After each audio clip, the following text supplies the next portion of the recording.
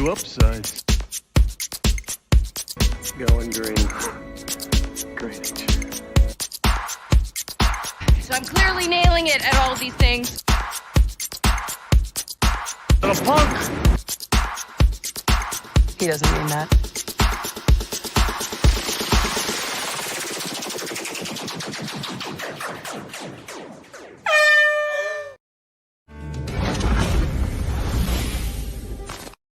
And here we go.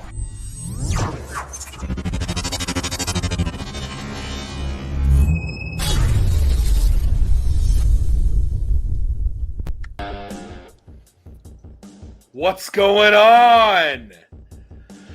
You are back to the Bear and the Beard podcast live after show about She-Hulk episodes 7 and 8. I am joined by Nerdsquatch. How you doing today, Nerdsquatch? I'm doing good. I'm feeling a little bit like Madison with my glasses. Madison with a Y and two N's. They're not But where not you where think. you think. Oh my goodness. I know that there's no reason I should have expected to see her again, but I'm a little bummed out that Maybe in the finale. maybe. I'm still hoping Bruce makes a comeback. Maybe at least in I after think so. He would have to. possible. So yeah, a lot happened in these two episodes, A lot. and I want to assure y'all, although we're talking about episodes 7 and 8, we will eventually get to spoiler. Oops, ouch. Yep, that stuff. We're eventually going to get to that stuff, but we're going to start off in order talking about episode 7 because that's going to be the quickest thing to get through. Although it's still a very important episode. What are your thoughts about episode 7? I really liked the as you know, me and my mom are self-proclaimed hippies, so really loved the retreat with the yurt and the steam room and thought it was hilarious. I noticed in the back he has posters that say Obama stay on them. Sent me flying. Hilarious. I love Tim Roth. So seeing Tim Roth do more things is always great. And I loved all the B-list villains, even C-list villains. Oh yeah, we got them all. Manbull and what was that guy's name? The sword guy. What's his name? El Aguila. Is that right? El Aguila. Cool. He was awesome. I think it's El Aguila, maybe. I don't remember, but it's still fantastic. It might be Aguila. Oh yeah, Porcupine. Apparently that's an Ant-Man villain. He is. Yeah, I just found that out like 3 days ago. So yes.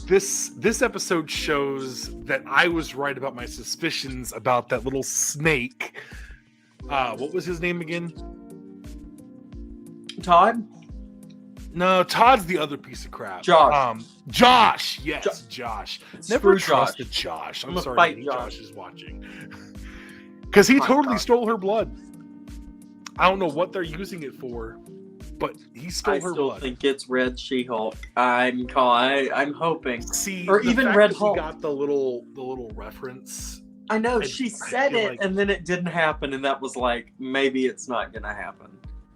For Thunderbolts.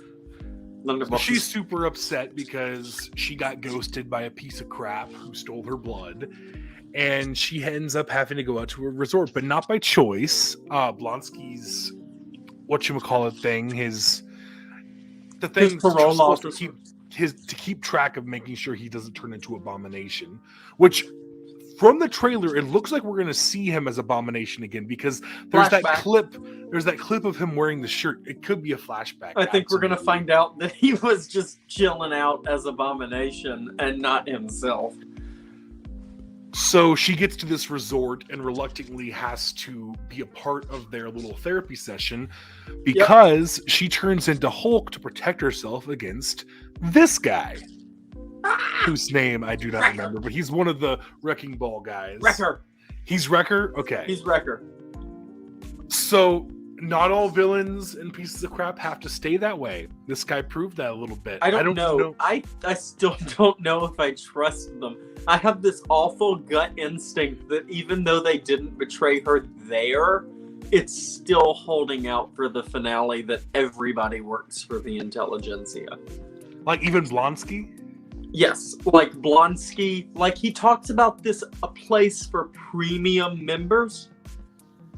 Well, the intelligentsia is a large group of villains, so maybe everybody else has to be handled by Abomination, the C-listers, and then the premium members are like the leader and Doom and like the big people. So when Blonsky calls it Blonsky's gang, but not actually a gang, this could actually be his gang. It could be. And Saracen, the vampire, you know, who is like a demon from Blade Comics. But anyway, the fake vampire guy literally called it. He told her, maybe he wants your blood, and she didn't even consider it. For not even a second. Is he a fake vampire? Yeah, I don't think he's a real one, but I think it'd be really funny if the twist is that he really is one, because he stood outside and that would make him a daywalker. That would make him a daywalker. Which, slightly off subject, have you seen Werewolf by Night? I was hoping we'd segue real quick, yes, and I am obsessed with Werewolf by Night. Favorite MCU Phase 4 project. Stellar. I hope they do more of these specials. Well, we're getting a Christmas one. Yes, with Guardians of the Galaxy. We're getting and James Gunn confirmed that it is considered a Disney Plus special present. It's the same thing. So we'll get that intro.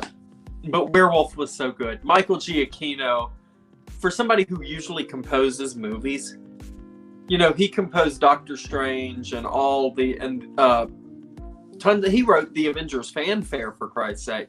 But then they were like, "Hey, you want to direct something?" And look what happened. It was so much fun. It was amazing. It was thrilling. It was very, very, very thrilling. Like, not scary, but thrilling. And everything looked practical. I know that the werewolf was practical. Man-Thing was part practical, part CG. But speaking of which, I've been waiting for Man-Thing for so long. Thank God Man-Thing was in this. Ted. Daddy! I just love that. I just want to give Ted a hug, but then immediately take a shower. If anything happens to him, I am going to Marvel Studios and I'm drop kicking somebody. There will be fire. And plus, you don't want to mess with Jay when Jay's angry. You want to talk about that? I look like dirt because I just got out of makeup. You look amazing. Thank you so much. How much time went into that? We used a brush for my makeup for the first time, and it took like half the time it would have taken elsewise. So it was like 2.5 hours totally. Wow. Okay. Yeah, it wasn't terrible. Well, you looked amazing. Yeah, my mom is amazing at what she does. Shout out to my mother for my makeup job. She's just the best. All right, so this episode is really short and self-explanatory. She was in a tough place dealing with being ghosted by a possible villain who now we know is a villain. Yep. And then I want to trust Blonsky. I really do. I think that's what they're trying to do to people like that think about everything too much. Is they're trying to make you think they're evil, like I'm doing, and then they're still going to be good people at the end of it. And I'm going to be like, dang it! But I still think maybe there's a possibility they'll be good. Yeah. I mean, just the silliness between these two guys. Like, right. Okay, so here's the other thing. We saw, like, James Gunn's The Suicide Squad, how they send in one squad in the very beginning and they all get brutalized. So what if this is the first test of the Thunderbolts? Like tons of C-list villains? And then James Gunn needs to direct a movie spin-off of that. For sure. And then somebody, and then that's why Blonsky wasn't in the concept art, because he has to lose his squad before he can join the other one. So maybe it'll be like the opening scene of Thunderbolts, like Suicide Squad. It'd be pretty funny. Get back at him for it. It'd be pretty funny. You want to go to You know, DC? I We'll want copy your stuff, Blonsky too. to be a good guy, but that would also honestly be so much better. Just But maybe they're a superhero team. Maybe they are good, and maybe they'll be like a anti-Thunder. I don't know. I can't wait. well, to a lot see of the people what who they're run the doing. Thunderbolts do not seem like they're going to be bad guys at all. Bucky wants to be good. He's got guilt. And so does John Walker. We saw at the end of Falcon and the Winter Soldier that John I still don't Walker like is- him, but yes, he has regret. Yeah, he's still questionable, but I'm hoping that they're gonna pose him and Yelena more as heroes in The this. problem with him is that serum he took. It, as they always say, the serum amplifies what's already there. He's got arrogance, cockiness. Yep. That is all amplified. He can try to do the good thing, which he always does. And his try anger. to do the good thing, but his anger is so. His temper, he loses it. He goes red, and he killed someone in public. Like, that's going to tarnish him forever. And I still, don't know how even he at came the back end of from at the end of Winter Soldier, he seems super excited to get back in the limelight. Like, he wants this fame of being Captain America. So this is what I'm wondering. Now that the Avengers are, because someone confirmed a few days ago, there are no active Avengers in the MCU right now. There's not an active team. So what if the government introduces the Thunderbolts as this government-ordained shoot-in replacement? Because you've got a Widow, you've got a Hawk, an Archer, you've got a Super Soldier. I mean, it's pretty much the Avengers with more Super Soldiers on it. But, you know, I think the government is definitely going to push this as the replacement. And then, you know, maybe I saw this really wild theory that they're going to pull a Citizen V with Taskmaster and that it's Zemo under Taskmaster's mask. Wouldn't that be dope? As a twist on the Citizen V twist from the old books. I would That'd be really crazy. like that. That would be insane. I love Olga Kurylenko, don't get me wrong, and I really enjoyed what they did in Black Widow. But you have a chance to do something really interesting here. I also love the way episode 7 ends. Like, music playing, her feeling good, the pan out. Like, it felt like the end of something important. Right, and then the whole thing that's, 3 weeks or 3 days earlier with Josh, and how we get that is kind of like how at the end of this week's episode, she was like, "What are you still doing here?" There was a satisfying end, and then we get even more. Look, I was fully expecting my theory to come true that her alter ego is the Red She-Hulk, and when she got mad on the screen, I thought she was going to turn red. I was so ready for it. But the red lighting. But she does have a temper. I mean, the anger is there. She was making. But they Hulk sounds. pushed her. They pushed her. And there was a TikTok video that actually, I know we're jumping to the end of the episode here, but it's so infuriating. But this TikToker made a very good point that this show kind of baited those kind of fans, the toxic fans, into basically becoming what the exaggerated versions of themselves are the villains of this show, Intelligentsia. But they Like, still they're don't literally get it. holding a mirror up. But they still don't get it. No, They they think get it. it's- That's why they hate the show. They think it's horrible. Right. They get it and they understand it, and it makes them self-reflect, and they can't stand it. Yep. I think it's hilarious. When they popped up in the masks on the screen, I about lost my mind. Like, you're hiding Hilarious. behind masks. I almost wanted to cry seeing her surrounded by soldiers. Like, she just made out to be the villain because she has anger, which is honestly the core of why I love Hulk so much and the Hulk story. Because as a kid, that was me. A nice guy who had this anger he couldn't control. And when I blasted off, I was a monster. And that's how people view you. And they really show that with She-Hulk. Like, she is a very composed, kind, strong, smart woman, but she still has this Hulk thing that although she has a better control over it than Bruce originally did, she still has that Hulk temper. I mean, even Bruce to this day still has the Hulk temper. We saw it in the first episode. Yep. And it breaks my heart because she's being targeted. Yep.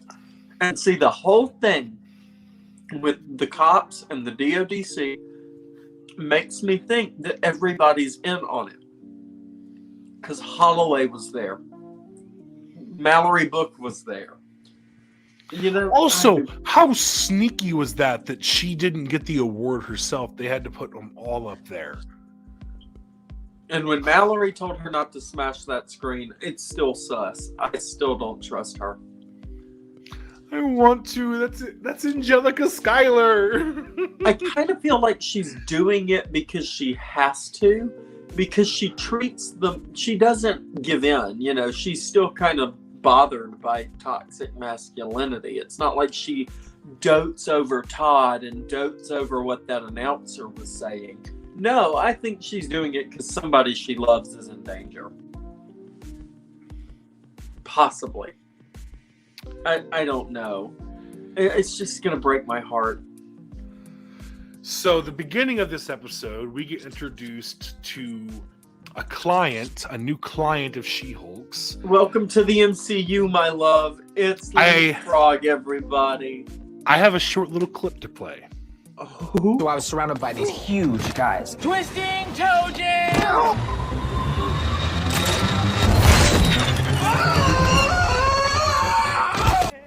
So he's an idiot. Yeah. Oh, Brandon Stanley. I am so proud of that video. I made Bravo. that. I put that together, and he's just an idiot. Yep. But He's an idiot. He's an worse idiot than who Star-Lord. has goaded what we've all been waiting for. Drum roll, please. Matt Murdock in the MCU, and he literally walks in saying, "I'm here." Yep. Yes, you are, Matt. You are here, and we love you. Also, Marvel.com says it's the same Daredevil.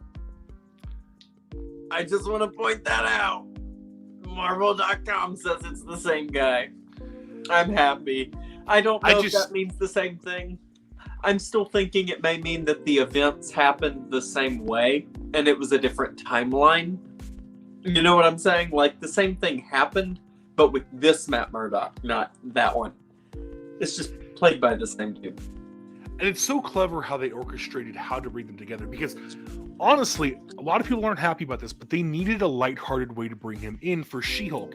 And honestly, the fact that this is like a vacation job to him, dealing with Leapfrog, like, that's the big threat. He's relaxed. Do people forget that Daredevil wore a sweatshirt that said, "I'm not Daredevil" to a Christmas party? This dude has a sense of humor. This dude is funny. And he's always been this way. And not to mention, even in comic books, when characters would cameo in other people's stories, they would fit the tone. But the way that they did this was super clever. They had this nice mirroring happening in the episode, because usually in the past episodes of the show, there's the lawyer thing going on that's usually separate from the hero thing that's going on. But in this one, it was one and the same. When we see him, it's because Matt is representing Luke Jacobson, who's being sued by Leapfrog for a faulty suit, which is honestly his own dang fault, and he incriminates himself, which I love the way they went back and forth with their lawyery things, because they're both great lawyers, and you can tell that while they're being competitive, they're also respecting how succinct they both are. I was kind of hoping that they would make her kind of whoop his ass in court, but at the same time, I'm really happy that they were kind of on the same playing field. But they did that mirroring that I was talking about. Where in the courtroom, they're opposing each other because she's defending her client Leapfrog and he's defending Luke Jacobson. Right. And then Leapfrog kidnaps Luke Jacobson, so we see them pitted up against each other again. She's defending Leapfrog because she sees a guy in devil horns, has no idea who he is, and as she very succinctly says, "Sorry, I assumed the guy dressed as the devil was the bad one." Yep. That's a fair point. Yep. To be fair. And actually, I did upload a little clip of their fight, a little 13-second clip. My ass remains unwhooped. Yeah, let's fix that.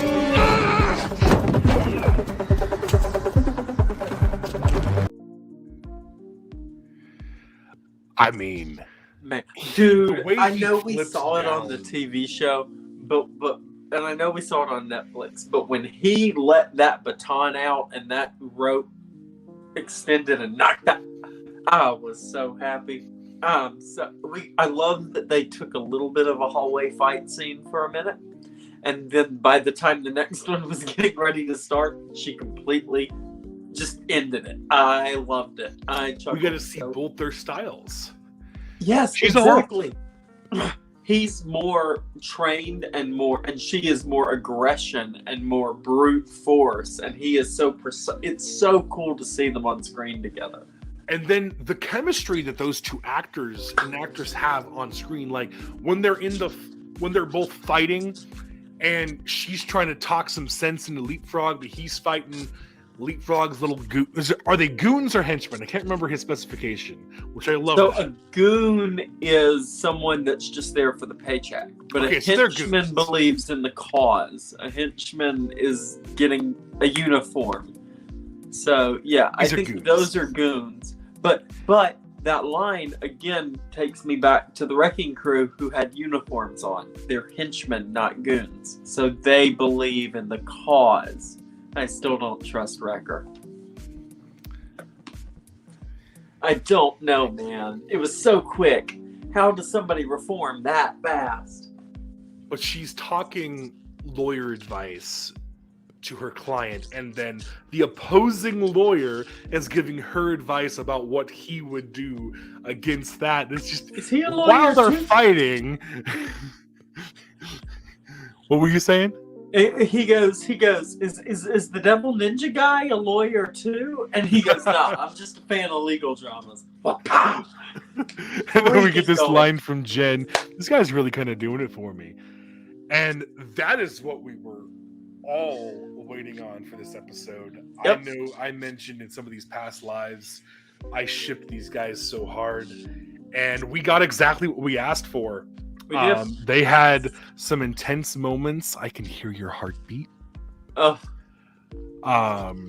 They laughed, and then the Président de Resistance, I don't know if I said that right, his quote walk of shame, but let's be honest, he is not ashamed. That man is grinning. He is practically high-fiving the lady walking the dog. Like, he is on this. He is happy. Get it, Matt. Get it. And after all the dark stuff he's had to go through, it's nice for him to have a little slice of a vacation. Why are they He's in LA. for him? When in Rome, do as the Romans do. It's like his fans just want him to stay miserable. It's toxic. It's very toxic. And he's probably going to go back to some misery. He's going back to Hell's Kitchen. So why can't his vacation be what it should be, a vacation? He's got an easy villain to take care of, an easy court case. Well, easy for him. Jen is one hell of a lawyer. But he had the right standing, and she had a moron for a client. What can you do? This was a vacation for him, and he got some She-Hulk booty. Yeah, I loved every bit of it. I was so happy when he walked through those doors, and I was so happy when he walked down the sidewalk. And then Nikki comes in and talks about it. It's so great. She knows. There's a guy dressed like the devil. She knows. Doing the walk of shame. I know she knows. I know she knows. Oh, so good. And then she does the little Wolverine thing. Just fantastic. But the gala just broke me. I mean, we got as she said, a satisfying conclusion. Trust her. And then they're like, by the way, the twist. Shit's going down because intelligentsia is a bunch of moronic, uncontrolled savages.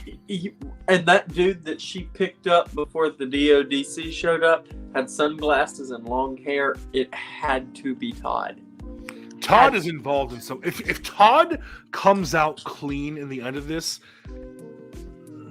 I'm gonna be so upset because he's such a piece of crap. He deserves to get a Hulk fist. After Werewolf by Night, I hope she literally grabs both ends of him and rips on screen. I would love that, and he deserves it. Especially after his whole cringy Wakandan spear thing. Yep, but Jen would not break the law. And I don't want horrible things on the TV because I don't want to be scarred for life. Unless he's like mutated to where he's no longer human, don't do it. So we did get one kind of, I don't want to call it a throwaway line because it's super important, but we got a line from Matt that actually changes the course of the MCU. May I remind you that the Sokovia Accords have been repealed. What? Yeah. Like we're just gonna slide past that and act like you didn't just say what you just said. Exactly. When? This changes so much because I mean, the reason the Avengers fell in the beginning was because of these Sokovia Accords. So was it the 5-year gap? Was that when they were appealed? Well, when half the population disappears, you kind of realize you need heroes.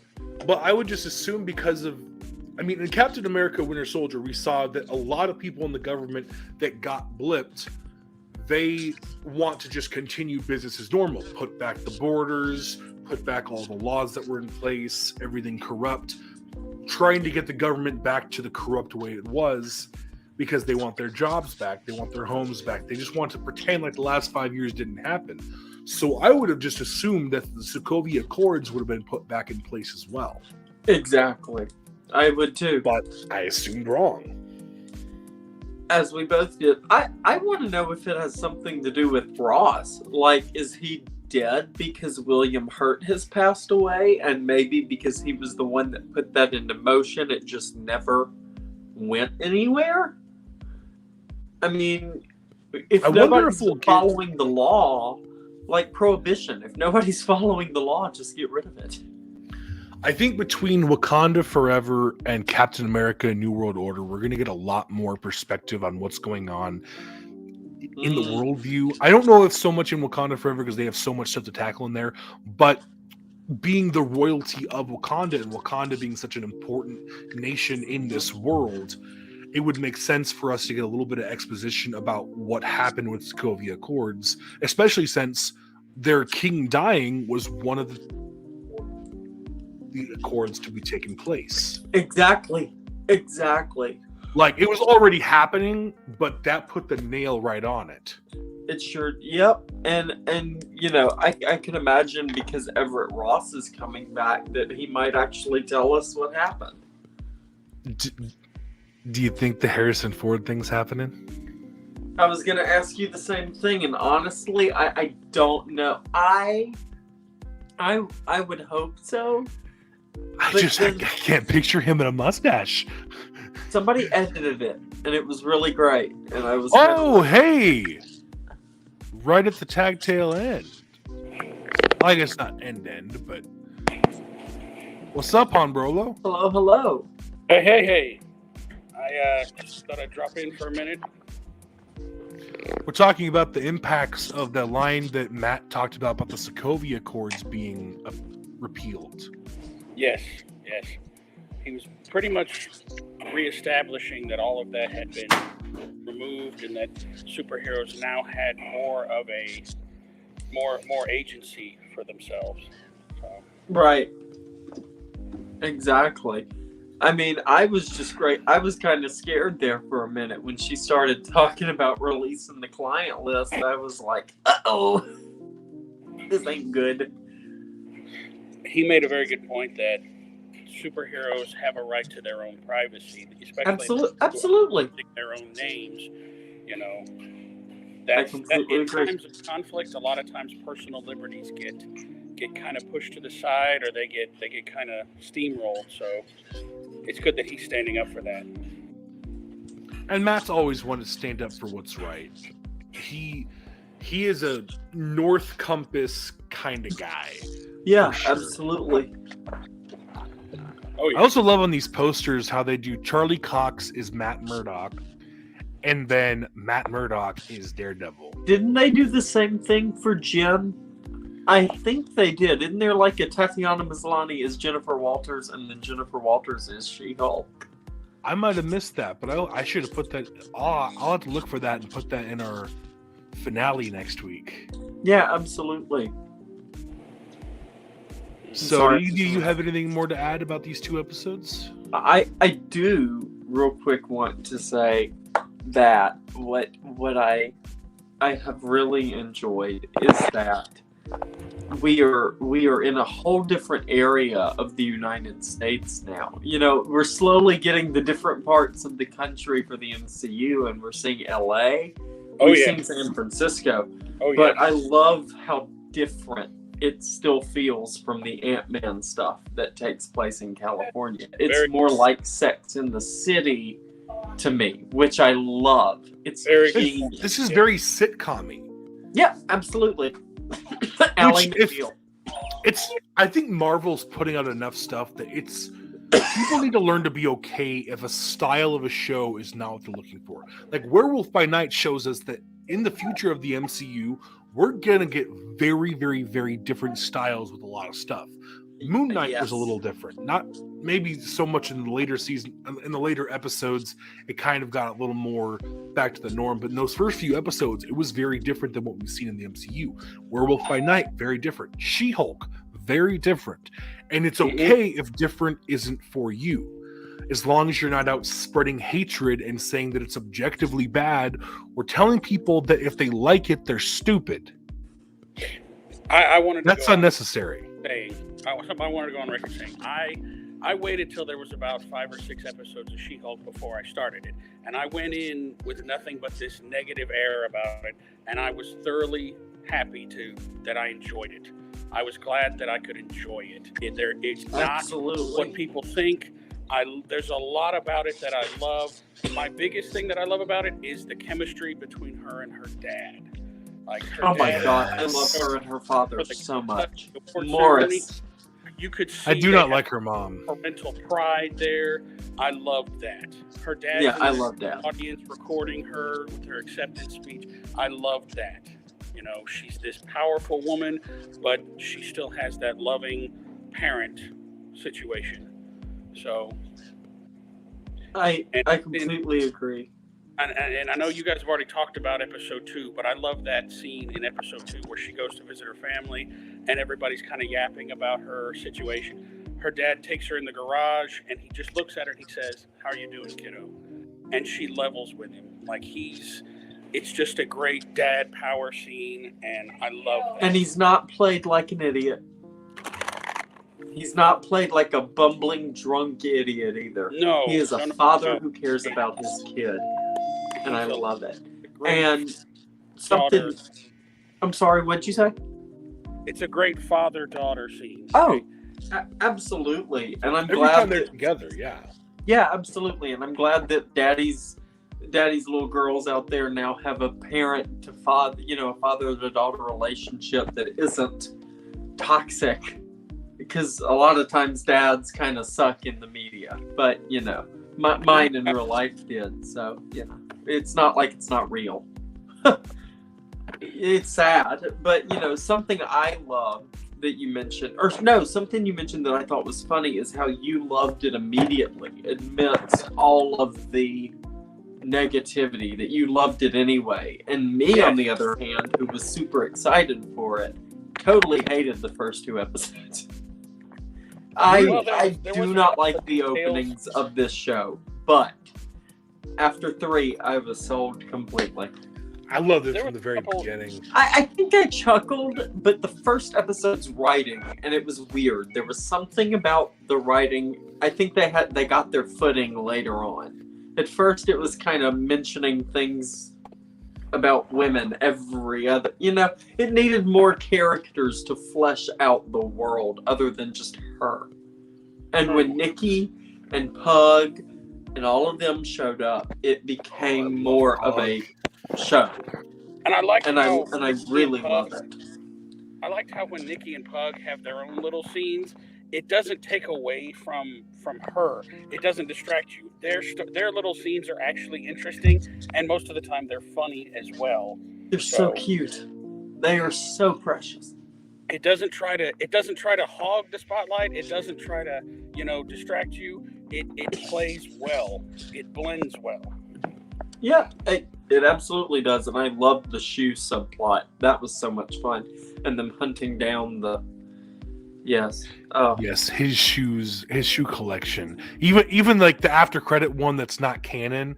That is just amazing. When the rock. I love him. He's so sweet. Such a great character. I'm just so scared that everything's gonna go so wrong next week. Well, I think what they're trying to do is now I read the Sensational She-Hulk comics back in the 80s. I have them all. Byrne? In my storage unit. The John Byrne stuff? Yes. Oh my god, yes, absolutely.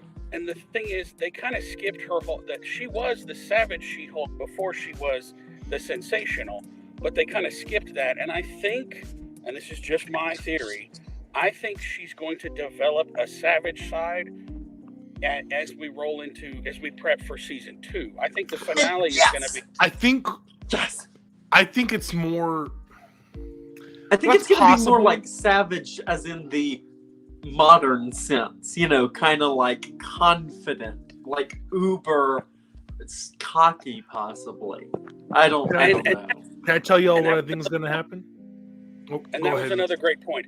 In episode 1, when Bruce was trying to help her understand and control her abilities, he asked her, do you feel an alter ego? Do you feel like somebody else's hand is on the wheel? She said, no, it's just me.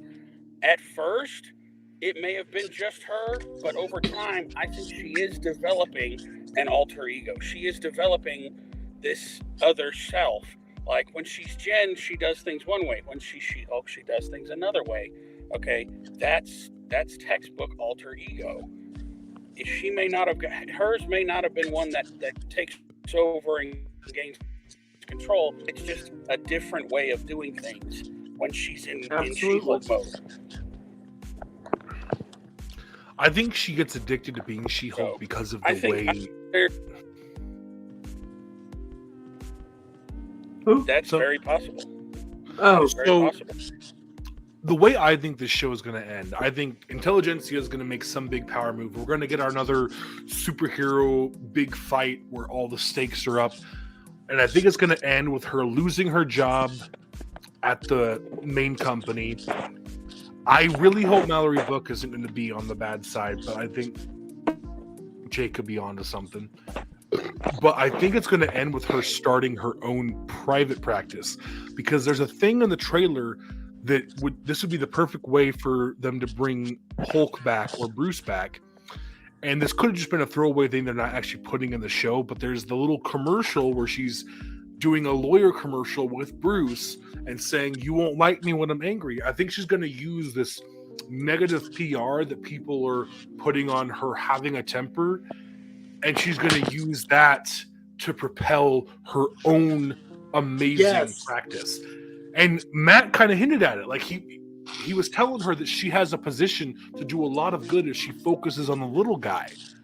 Mm-hmm. And so I think she's going to start focusing on smaller clients instead of big name clients with her own private practice when this show wraps up. I think Bruce is going to come back. They're going to film a cheesy commercial, a low budget commercial, and it's going to take off and she's going to have her success. Yep. And I hope she takes Nikki and Pug with her. Oh, definitely. They're coming right with her. I think it's going to look very similar to how we see Matt's set up in New York in early Netflix There's this Daredevil. shot in the trailer that is like ripped off of, the Dan Slott, the iconic cover, but it's her going up the stairs in the suit. And that has to be the final shot of the show, and that's not GLK and H. So I think you're on to something. I think she's opening her own private practice for sure. Very, very possible. Can't wait. Either way, we're going to find out in less than a Can't week, wait. and I cannot wait. Next week will be our final She-Hulk after show, of course, with that being the finale. And we're looking at Saturday. Not quite sure what time yet, but we'll keep you guys posted. Yeah. One other thing I wanted to talk about, Jay, is it you have a thing coming up next Friday. You want to talk about that again? Thursday is opening night. Thursday. Thursday is opening night. But yes, Little Shop of Horrors. Is it too late for people to get tickets if they're watching? No. Right there at that website, centerstagebiloxi.org. You can purchase tickets if you're in the area. And we're hoping that we will get to extend through Halloween and have an extra weekend. So, which is hopefully a given because it's the perfect show for it. But yeah, you'll only see me for about 4 minutes in the entire show, but you can hear me for most of it from backstage. But it's fun. The cast on stage is so phenomenal. These are people that I've instantly started looking up to. They blow me away every night. Please come see and support the arts if you can, and support these wonderful, wonderful actors. That's amazing. I wish I could teleport down there and see it. I know it's going to be phenomenal. I'm so excited. A friend of mine actually just went to a Little Shop of Horrors showing, and she lives in California. And the actor who plays, it's been a while since I've watched Rocky. Oh no, I'm thinking of something else. I'm thinking of Rocky Horror. Completely off subject, but still going to tell the story because it's pretty cool. I love Rocky Horror because these are kind of in similar realms in like style and stuff like that, and they're both musicals. They're both black comedies. Yes, absolutely. She saw Rocky Horror, and the guy with the glasses. That's why I got it confused because there's two guys with glasses. Brad, right? The actor for that was there at the show and was talking before the show. I saw him at Wizard World New Orleans. He did the same thing. He emceed the show, and it was incredible. I watched a bunch of videos from it, and it looked awesome. Yeah. So, any other last things before we wrap this up? I've said everything I needed to say. Matt, you got anything else? I'm very interested to see how they tie up this season. We know it's going to be a huge cliffhanger because that's the way these shows are, but I'm very much looking forward to where this goes. I am too. I can't wait. I am too. I know I'm going to love it.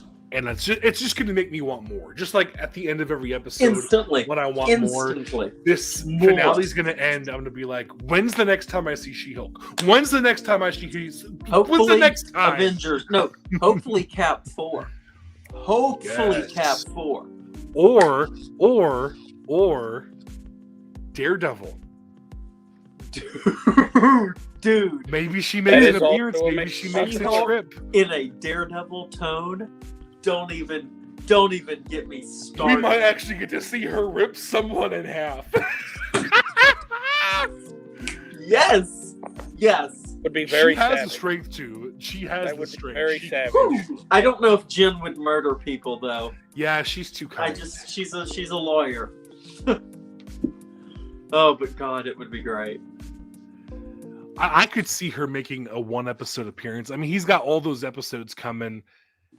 He visited LA. She needs to go back and visit him, and he can take her out to dinner, and they can kick some ass. I mean, if Bruce ends up coming back to Earth at the end of the show, there's a reason for her to visit New York because Bruce is usually in New York. Whatever he brings back is gonna set up New World Order. I'm telling you right now, whatever is involved, because I think it's secretly like World War Hulks. I really hope that's what they're doing. I don't know. The thing with the way they combined Thor Ragnarok and Planet Hulk, it was a very different story with that. I don't know. I just don't know why Tim Blake Nelson would be in it if it wasn't like secretly a way to make a Hulk movie. And I feel bad because Anthony Mackie deserves the movie, but you know. I really feel like they're not going to try to outshine him in his own movie. I hope they don't. He deserves the spotlight. I think come 2023, we're going to see some rights change in the Universal area, and I believe we're going to start seeing some Betty Ross. I think we're going to get some solo Hulk stuff. I need Rick Jones now. Yes. That would be Rick Jones right now. That would be very nice. Speaking of things about Cap being outshined, talk about somebody who finally got what he deserved. Don Cheadle leading an Armor Wars movie. Oh yes. My God. Finally. He deserves it. I can't wait to see him shine in Secret Invasion. A feature-length movie. Not a special, a movie. Oh, thank God. Okay, is that all we got? That's a lot to look forward to. We've got a lot to look forward to in the MCU. It is a great time to be a nerd. After this show wraps up, I think the only thing coming up that we have to look forward to is the amazing. It's not even out yet. I know it's going to be amazing. I know I'm probably going to give it a 9 or 10 out of 10. Wakanda Forever cannot. Oh my God. If it's anything like the first one, if it's just equal to the first one, please give me Doom. That would at There's so much that's introduced with that. There's so much to see in that one. I'm really hyped about Namor. I'm excited about Ironheart. I want to see. Oh my God. There were toys at Target today. Her suit looks so good. I didn't think I was going to like the red instead of the pink, but I love the red. I love the hot rod red. Just flying around. Because in that little bit we saw, she got the joy on her face. And we saw 2 different suits in that trailer. 2. One of them is like really steampunk, and the other one is sleeker and prettier. It's really neat. I'm really excited. It's going to be a great time to be a nerd. Alrighty, guys, we are going to get out of here, but we will see you all next week for our finale episode. Till then, stay awesome, stay bearded, and much love, guys. We are out of here. Peace out. That was totally wicked! Thanks for checking out another episode. We hope you enjoyed it. New episodes are released every other Friday at 8 a.m. Central Standard Time. Check back then or subscribe so that your device downloads it automatically. Audio episodes are available pretty much anywhere you get your podcasts, so it's really easy to share them with all your nerdy friends. For YouTube viewers, subscribe and click the little bell so you're notified about all our new content. Links to talk nerdy to us can be found in the episode description as always. You can chat with the bear, the beard, or the rest of the Bearded Bear team, head researcher and graphic designer, Mama Bear, the social media sorcerer, Nerdsquatch, the master of marketing, Han Bralo, the master merch fabricator Tyler the Great, or any of our public liaisons, Mama Kim, Katie Cat, or JB. Huge thanks to them, the geeks of the round table, and all our awesome friends of the cast. Much love, y'all. Lastly, for more cool music like this awesome outro track, go check out Harlequin Soul, Secret Apex on Facebook and Spotify. His links are in the description as well. Talk at you next episode, nerds. See you then. Welcome to the end. Are you a fan or just pretend?